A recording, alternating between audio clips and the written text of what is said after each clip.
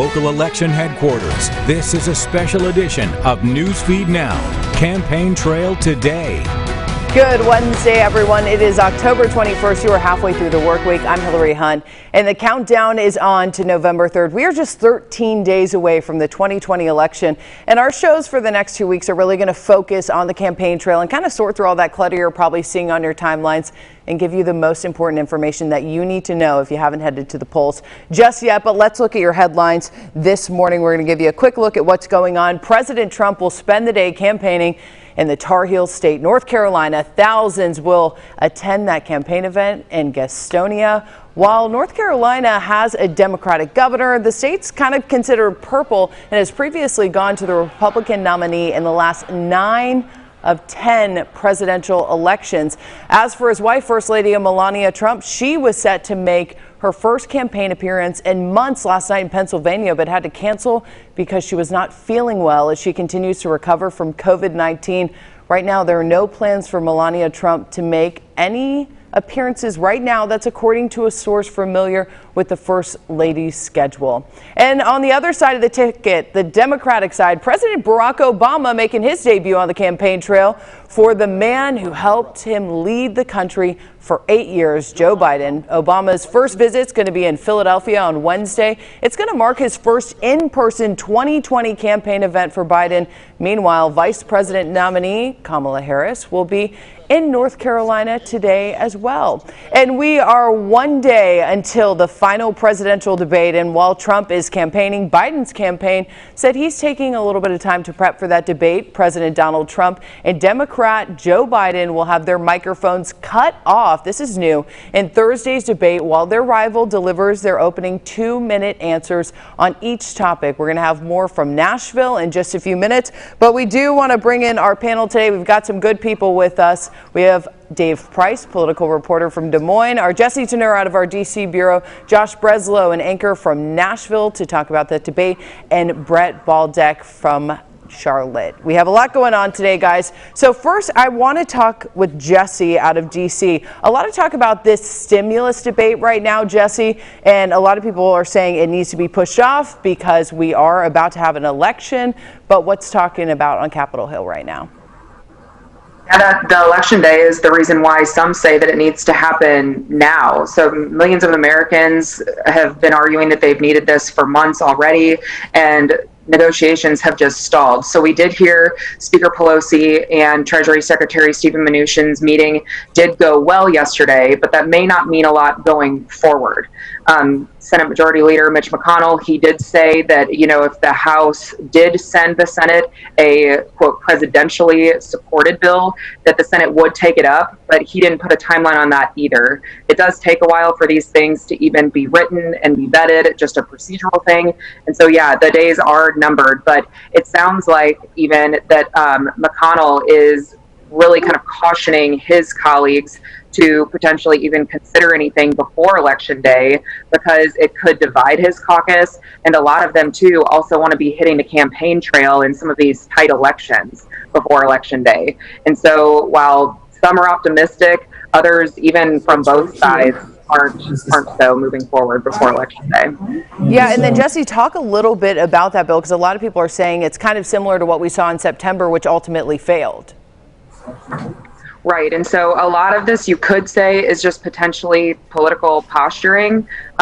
We've even heard from Pelosi herself that, you know, she was really, she wanted a larger deal, and that's what she's always wanted moving forward. But she was also just really kind of waiting for the White House and Republicans to come back with a better offer because she thought, too, waiting until after Election Day, the White House could also be set up differently if Joe Biden does win. And so then she could even get a better deal if and when Biden becomes the next president.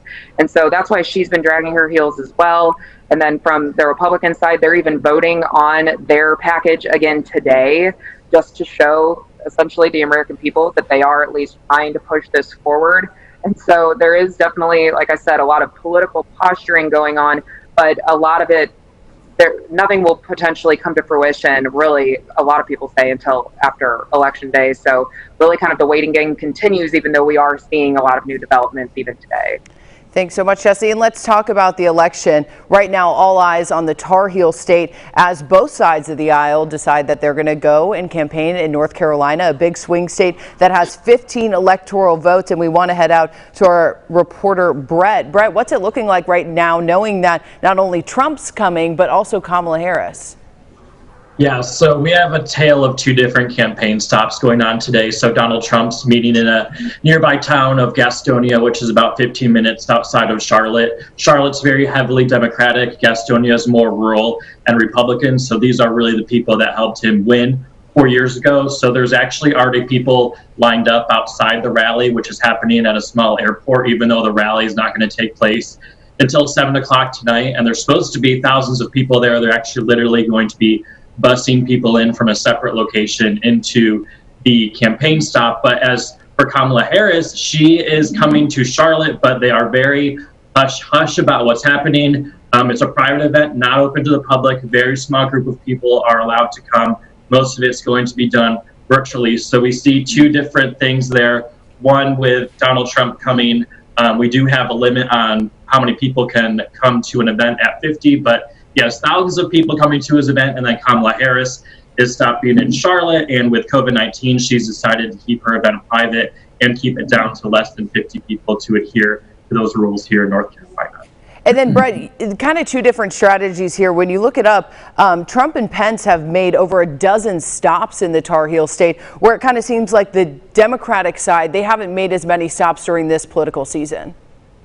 Yeah, and we actually saw this 4 years ago. Donald Trump was here almost every week, sometimes multiple times a week in North Carolina. And then we saw Hillary Clinton not here as much. But we have some polls out. I know I've looked at some polls that have Joe Biden leading in North Carolina by a couple of points. So it's really important for Donald Trump and the Republicans to come here. We know he's going to be back here before the election in 2 weeks. He probably may even be here next week. He's been stopping here multiple times. He was here just a couple of weeks ago, so he knows how important North Carolina is. And again, he's stopping in some of those areas, those rural areas, Gastonia, North Carolina, that helped him win the election 4 years ago. And he's really hoping to ramp up those people and get them out to the polls, because a lot of them have not been voting early. Democrats in North Carolina are outweighing Republicans heavily with early voting. So he really wants them to get out either early or on election day to vote for him. Yeah, an important swing state there. Thanks so much, Brett. I want to bring in Dave, who's actually in Iowa for us. And Dave, you know all about the importance of a swing state. Iowa is one of them. Talk about the political climate there right now. It's really interesting. If you start looking at the polls, you see movement, now really, really slight, but favoring Joe Biden. So big picture, you have to go back 4 years ago when Trump won so convincingly here by 9.5 points over Hillary Clinton. He has come here, much like what's going on today in North Carolina. He did an in-person rally in Des Moines at the airport. It was outside, but it also violated the gathering standards here that they have been talking about. And that's, you're not supposed to be getting people together in groups of more than 25. So they ignored that. They said people had to bring a mask, but there was no enforcement of it. And most people inside, once they got through security and everything, didn't adhere to the mask requirement here. Whereas over the weekend, Kamala Harris zoomed in to an Iowa Democratic Party event. So that's really the different mindsets of the campaigns. And it does seem like this is playing out beyond Iowa's borders too, where Republicans, specifically the president and the vice president, they do these in-person rallies where Democrats are not doing that. Now, we'll see if this will hurt Democrats in Iowa longer term here, where they're not coming in person. Biden hasn't been here at all since early February. Harris hasn't been here since last December. So they're missing that person-to-person contact. We still have, as you mentioned, 13 days left here. But the polls seem to be pushing in the Democrats' favor despite that. And I want to bring in Jesse Tenur really quickly. So we know Biden's prepping for the debate, but a big announcement with former President Barack Obama now hitting the campaign trail for the Pence for the Democratic ticket. Jesse, talk about how powerful that can really be in this election. Yeah, I mean, he was definitely, everybody was wondering at the beginning, where is President Obama? Biden was his vice president. Where is he as far as coming out with an endorsement or anything like that? So he was very careful to not, split the Democratic side or try to lean anything at the beginning toward Biden when there was that huge field of candidates. Now that he is the nominee, he's definitely been hitting the campaign trail a lot harder, and not just for Biden, but also for a lot of these candidates around the country that are running for Congress. He's been appearing in a lot more ads, even some in Arkansas as well. And so, yeah, it's definitely a bigger play to do this toward the end to try to get any sort of undecided last-minute voters. There's really not that many left, though, in that pool. But so we could see just how that ends up impacting his race, if at all. But it's definitely like a showing of support and hoping to shore up any other support that is still left undecided. And speaking of undecided voters, I want to bring in Josh Breslow out of Nashville, where a lot of eyes on the Music City as they prepare for the last presidential debate that's set to take place tomorrow. And Josh, what are preparations like right now? I know the mute button is a big topic. Oh, yeah, that's what everyone's talking about here. They want to know, how that's going to happen and if it's going to all work out. And that's why there's been questions since that was announced earlier on in the week. You had questions of, hey, is this debate actually going to happen? Is it going to be canceled? We just don't know. So it's kind of a day by day thing. But those final preps are underway because we're talking about, a little more than 24 hours until we have that debate actually happening here in Nashville. And it's been since 2008 since we've had a debate here at Belmont. I mean, the entire city is almost shutting down in a sense. As a result, people who live over there by Belmont are being told, hey, you're not going to want to leave your place tomorrow because everything's going to be shut down. But a lot of people are talking about this here, and all eyes are on it because there is still a question being more than a day out. Could it still get canceled? Is this going to happen? Honestly, it's a waiting game, and we just don't know. And then, Josh, there are actually some political events also being put on around it. I'm hearing that President Donald Trump is planning on having a campaign fundraiser. Right. So what's weird about this fundraiser is we actually don't have a lot of information about it just yet. We know what the price is going to be there. You can pay $250,000 for you and someone else to be there and take a photo with President Trump and get dinner and just enjoy it. But the real question is, we know it's going to be somewhere in Middle Tennessee, either before or after that debate takes place, but we don't know where it's going to be, what time it's going to be, just the prices that are involved in it. So that's just one fundraiser we know about that is being scheduled there for debate day. And anything on the other side of the aisle, anything with Joe Biden, Kamala Harris, any events surrounding them in the Nashville or Tennessee area?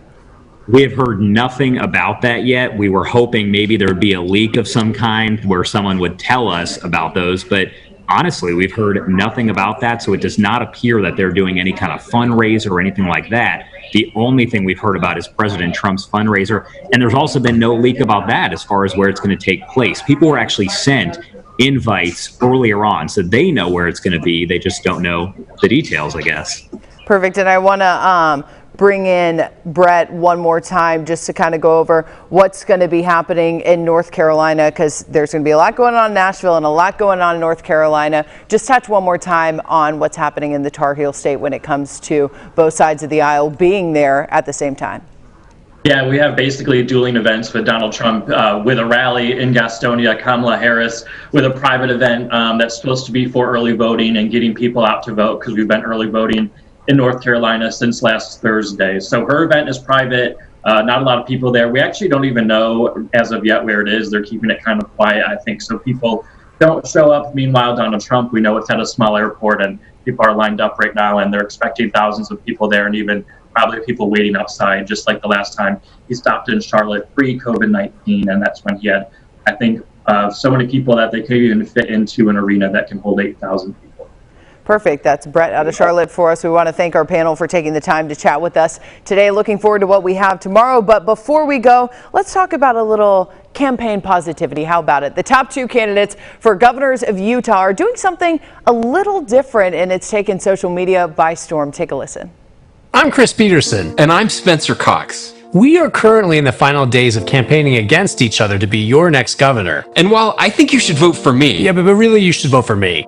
There are some things we both agree on. We can debate issues without degrading each other's character. We can disagree without hating each other. And win or lose in Utah, we work together. So let's show the country that there's a better way. My name's Chris Peterson. And I'm Spencer Cox. And we approve this message. Looks like I want to head to Utah. That's not something you see every day. They're appearing together in a public service announcement to promote some civilness in politics, something we don't really see right now. The two candidates said the ad came together very quickly for a very important message they both want to send. Both Republican Lieutenant Governor Spencer Cox and Democratic candidate Chris Peterson said they just wanted to send a message that Utah could be an example for the rest of the divided nation right now. This is the first of 3 public service announcements, and they all have the same message. I just want to hug both of them. I love that. Well, that's all the time we have for our show today, but don't worry, we're going to be back tomorrow with another special edition of Newsfeed Now. Same time, same place. And remember, for the latest on the 2020 election, be sure you follow us on this website. Have a great day.